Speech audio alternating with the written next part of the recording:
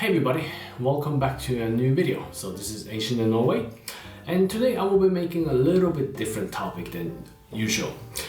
Today I will be comparing Norway and USA on who is the greatest country. A lot of Americans tend to call themselves the greatest country, and they also believe it. That is all fine until they kind of are starting to bashing the Nordic countries, like calling us socialist or communist, which is not true. The White House even wrote a report to warn Americans about Nordic socialism.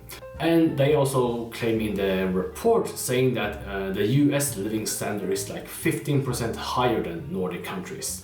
Now, I just want to be clear that I'm not saying that all Americans believe that they are the greatest country, because obviously there are over 300 million people in the US and not everybody have the same opinion. I will be comparing Norway and USA on 3 different categories, and those are economy, health, and freedom.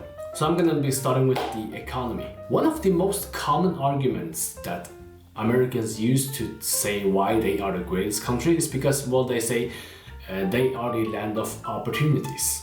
Let's look at some of the statistics on the financial part. GDP per capita.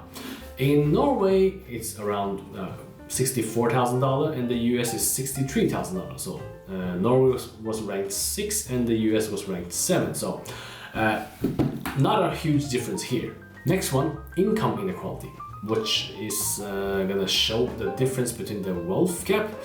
And Norway was scored 0.26 points, and the US was 0.37. So basically means that the wealth gap between the poor and the rich in Norway compared to the US is like Norway, everybody's a lot more equal. There are of course a wealth gap here as well, but in the US there's a clear sign of the wealth gap. In Norway there are almost like no homeless people, because if you lose a job or you can't pay your bills, there's kind of you get government support. But in US, like being homeless and living on the streets seems kind of a lot more common compared to Norway. Next up, gender gap. Norway was ranked number 2 in the world, and USA was ranked number 53. Our current Prime Minister, Erna Solberg, she is a woman, and like for people in Norway, like we usually don't care too much if the Prime Minister is a woman or a man, but in the US, people probably will be a lot more shocked if they, a woman was going to be a leader of a country. One of the important laws in Norway when it comes to kind of a gender equality is that if there's a huge corporation or company, and if there's 10 spots for board members, the law says that it has to be at least a minimum 40% of both genders. Like you can't just have 10 men that are all board members. You have to kind of balance a little bit, and vice versa. You can't have 10 women and no men. You have to balance that too. And is every single corporation in Norway 100% balanced? Of course not. Now I also want to point out that even though in the world Norway is ranked the second best place on the gender gap, the average men in Norway still make a lot more money than the women. Why? Well, that's a topic for another day. The last part about the economy is social mobility. On the social mobility rank, Norway was ranked the second best in the world, and the United States was ranked 27. This might be one of the most important part. Social mobility means basically how good chance do you have to get out of poverty, or if you're born into a low income household, how big chance do you have to get out of there? If you want to achieve the American dream, you have a much better chance to do that in Norway if you're coming from a poor family.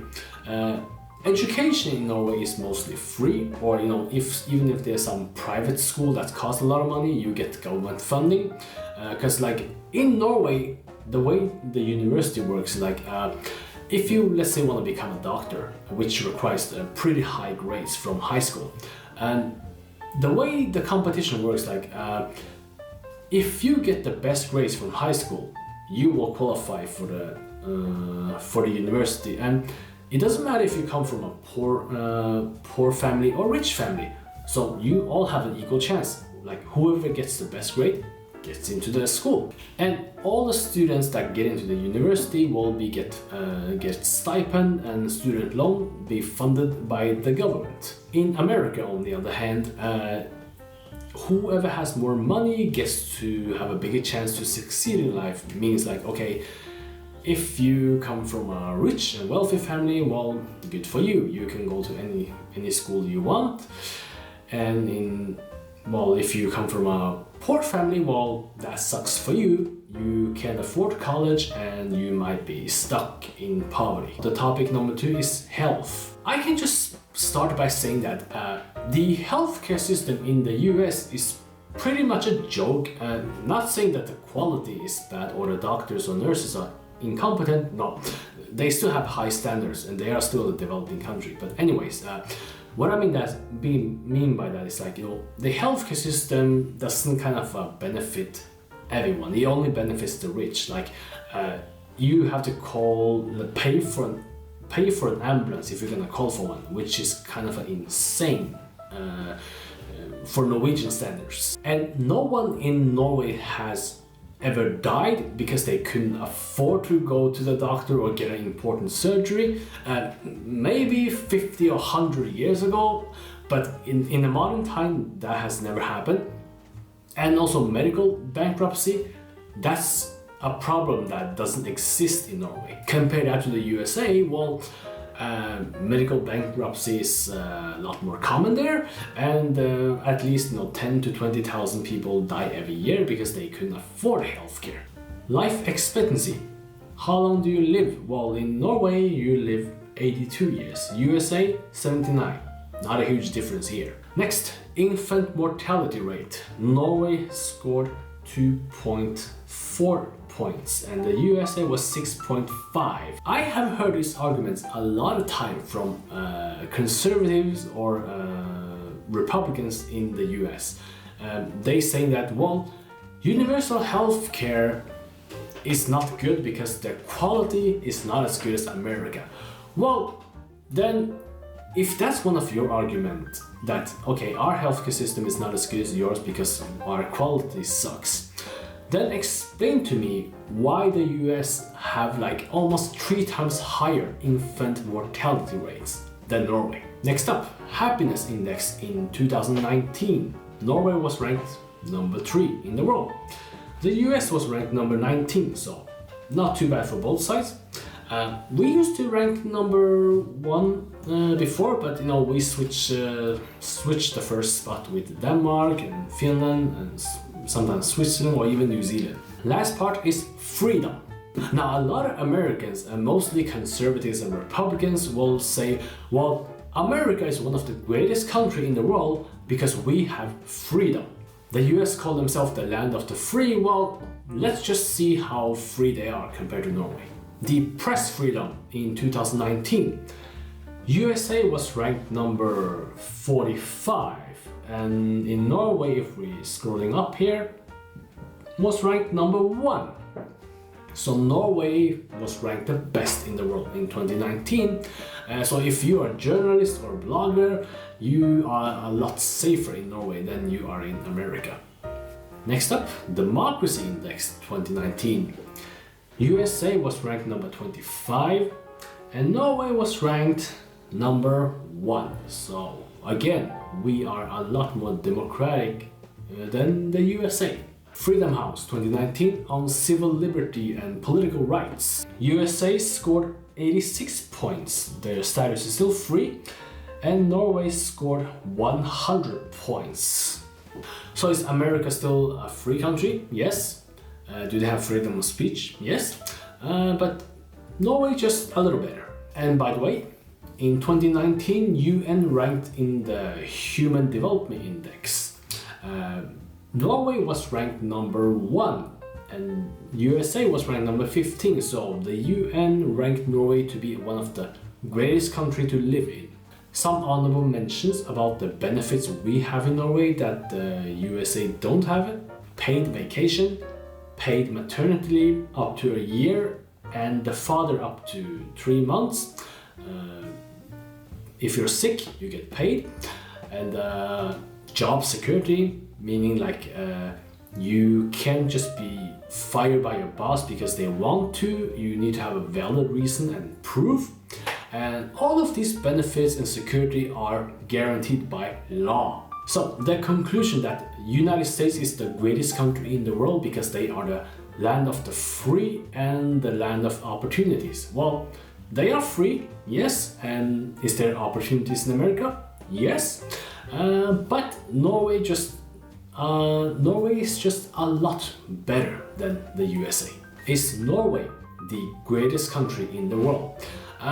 Well, I'll say that depending on the year. Like, you know, there's a lot of other countries that's better than the US, not just Norway.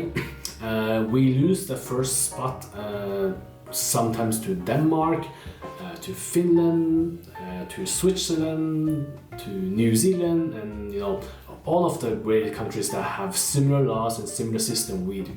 Now, the last thing I want to say, just that because I know this argument will probably be used against me, is they're gonna ask, well, have you ever been to the USA? The answer is no, but I will in the future. I heard New York is a pretty nice city to visit. I have a lot of friends who's been to the USA as both tourists and students, and all of them said they had a good time and they enjoyed their times in the USA. Back to the argument is that, well, if you've never been to the USA, how do you know we're not the greatest country? Well, it is true, a lot of the time you need to kind of visit the country to experience for yourself, to know what it's like to be there.